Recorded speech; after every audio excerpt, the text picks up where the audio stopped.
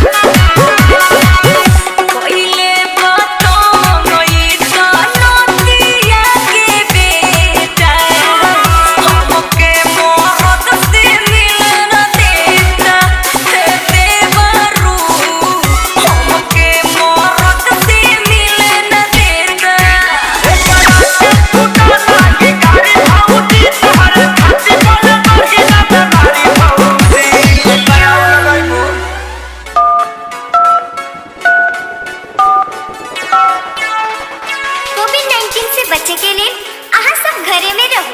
सरकार का निर्देश का पालन करो दिन में भर दिन साबुन सरफ से हाथ धो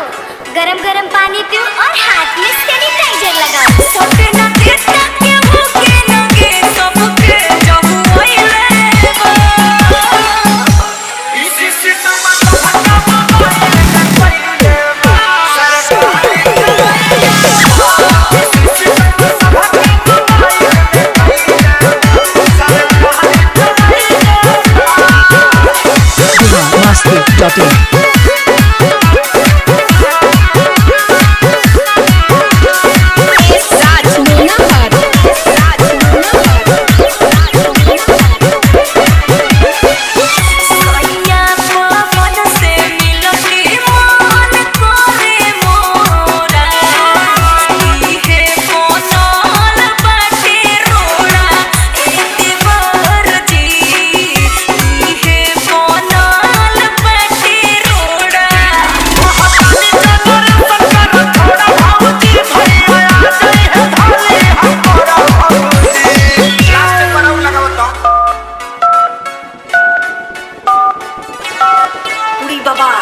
कोविड-19 থাকে বাঁচা জনে নিজে বাড়ির থাকুন না হলে গন্ডগোল হয়ে যাবে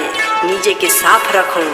এইখানে বিনা কাম के ना আসবো नहीं तो पुलिस धासबो थथुन मत न तो उठा ले दाई एही से लागे कनक सरिया तो बजे गइले इसी सिस्टम